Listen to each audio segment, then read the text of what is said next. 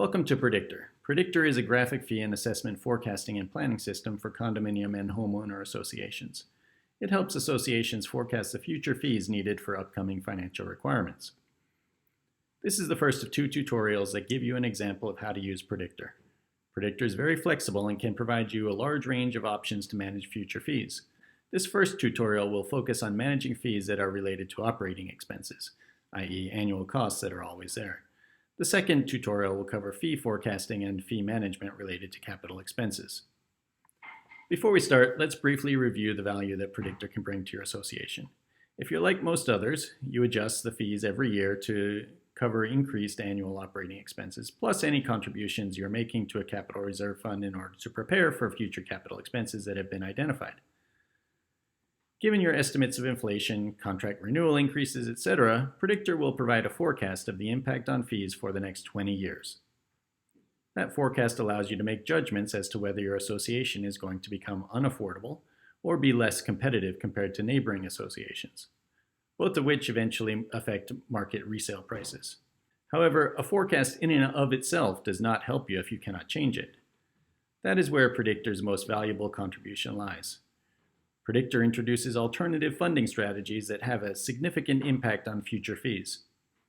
Examples are pre-funding, assessments only, loans, 13th months, and a permutation and combination of these alternatives in any one or many years. The overall result is that Predictor allows you to manage to a target fee in the future, a fee that is still affordable to all of the residents and which will preserve and/or enhance property values. Trials with Predictor have shown that by exercising all of these tools at your disposal, it's possible to maintain current fee levels for an extended period of time.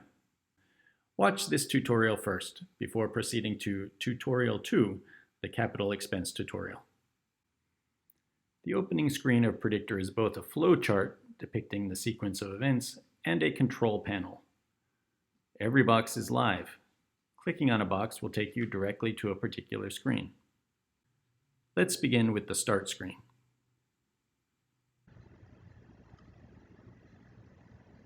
The Start screen is where the user enters fundamental data about the condominium or homeowners association. Completing this screen is straightforward, but it's important to keep in mind where Predictor fits into your association's planning process. Predictor is not intended to replace the detailed planning process needed to create a budget for the next year. Rather, the role of Predictor is to forecast the future association fee structure necessary to support anticipated increases in annual operating costs and capital expenses. There are multiple ways in which those expenses can be met, and those multiple ways have different long-term impacts. Through its inherent ability to very rapidly evaluate those multiple alternatives to funding future costs, Predictor is an essential companion to the strategic planning process. For example, suppose an association wishes to keep fees constant for the next 10 years while still meeting all required costs. As you'll see in this video, Predictor can quite quickly come up with a solution. Getting back to the Start screen in front of you, the definition of current year, the third row down, is the most current year for which budget planning has already been accomplished. For example, if in September 2019 an association has completed budgeting for the 2020 year, the current year should be considered to be 2020. If, on the other hand, it is April 2020 and the 2020 budget has not yet been finalized, the current year should be entered as 2019. If you anticipate any income other than fees or assessments, such as might be derived from other than member fees, for instance, wind farms, solar panels, etc., click Yes on the bottom of the Start page and enter the anticipated amounts in the years expected.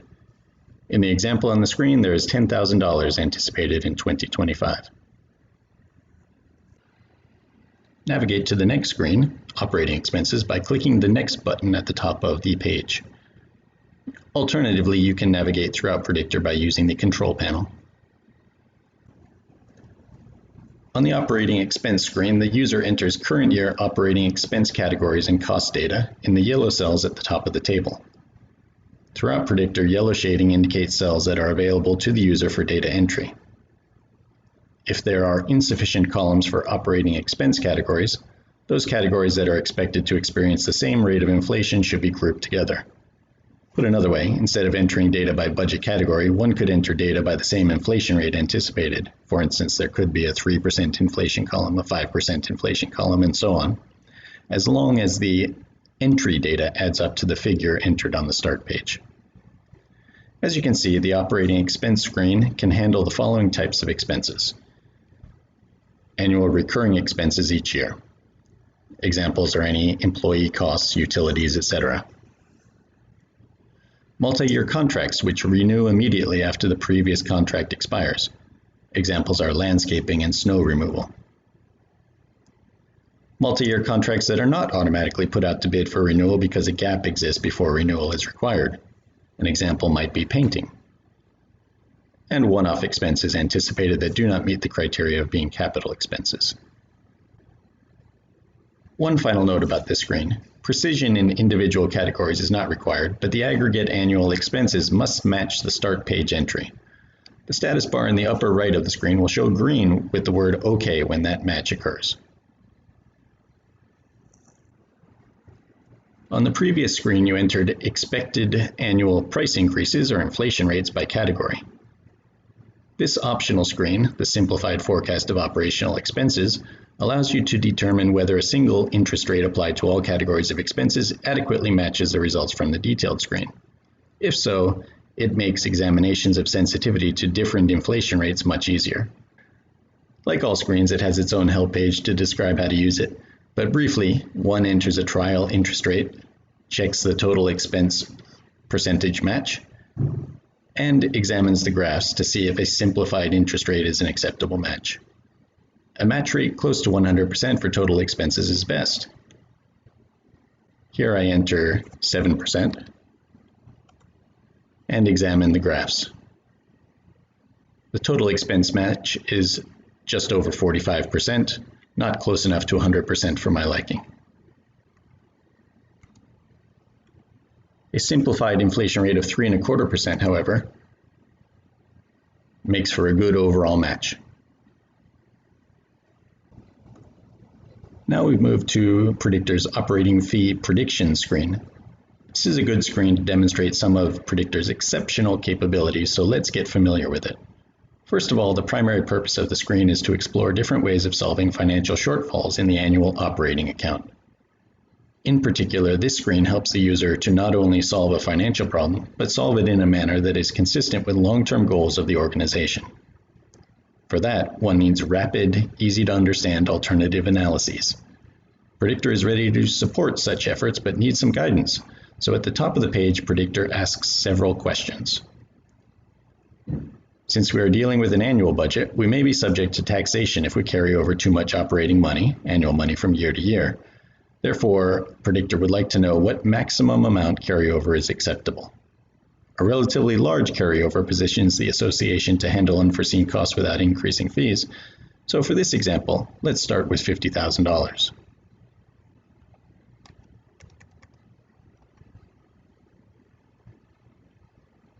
Predictor also wants to know the minimum level of carryover balance at which we may want to start increasing fees. Let's use $20,000.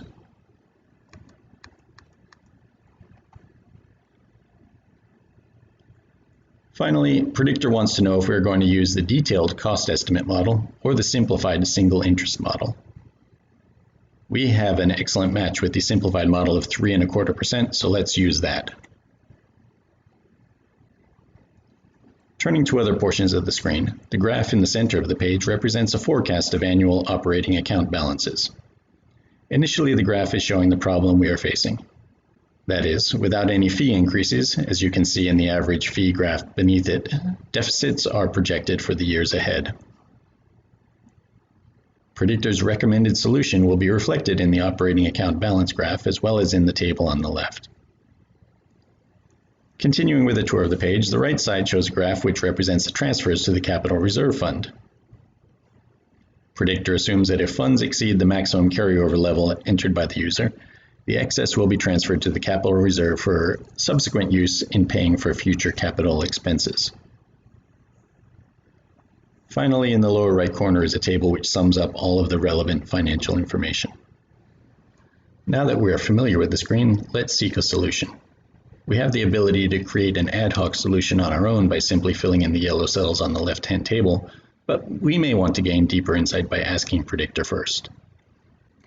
Let's first see what the solution looks like if we continue with the tradition of raising fees to meet upcoming expenses only if we have to, which Predictor calls a just-in-time strategy. We have answered the questions atop the page, so let's click Yes for the just-in-time solution and watch what happens.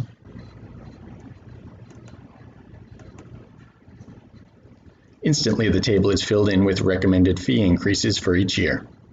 The chart of operating balances changes dramatically, and the amount transferred to the capital reserve also changes. Note that the annual balance maximum of $50,000 and the minimum balance of $20,000 have also been maintained.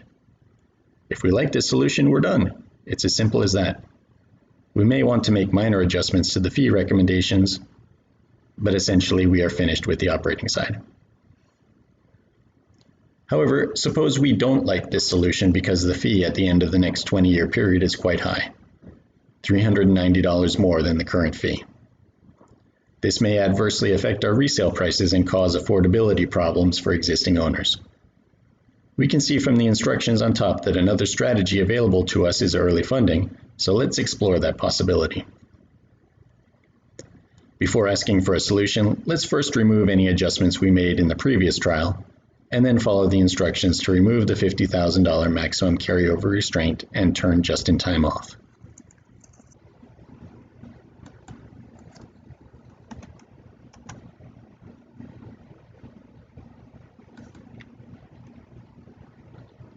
Predictor is telling us that we should raise fees by $83.46 in 2020, so let's do that using the manual adjustment column. Notice the following. Without the cap on the maximum balance, all of the funds are available for the operating account, so no funds are transferred to the capital reserve. We can meet all inflation-adjusted annual expenses for the next 20 years by only an $84 increase in the average monthly fee if we start in January 2020. In this example, the average monthly fee would increase from $417 to $501 and would remain at that level through 2039. Compare this to the $390 increase using the incremental just-in-time approach, which would have resulted in an ultimate monthly fee of $807. Without Predictor, it would be extremely difficult and time-consuming to gain that insight.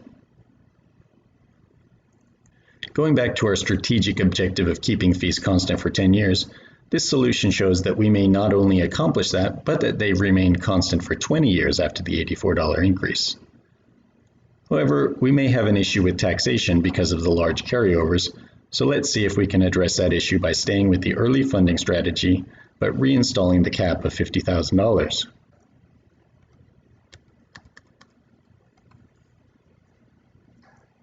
Again, note the impact on the results.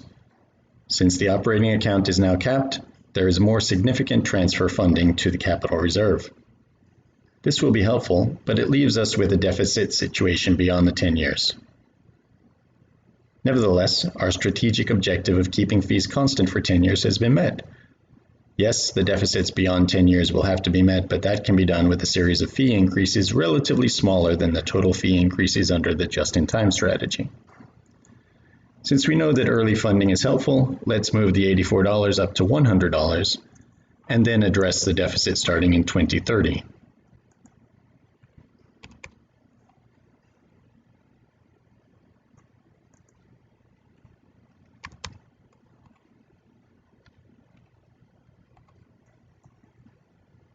Here's one example.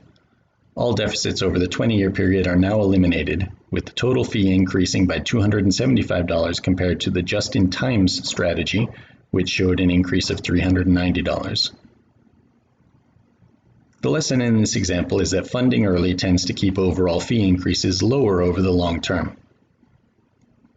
Using Predictor, we have demonstrated that if we can tolerate a relatively high fee rise in 2020, we can keep fees constant until 2030, and by accepting another round of fee increases at that time, we can meet all expenses in the subsequent 10 years with no additional fee increases.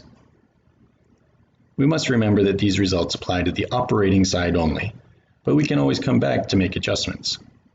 We still face potential fee increases because of large capital expenses, so it's time to address that issue. Before we do, note that we transferred to the capital side almost $2.4 million, about $750,000 more than in the JIT or just-in-time example.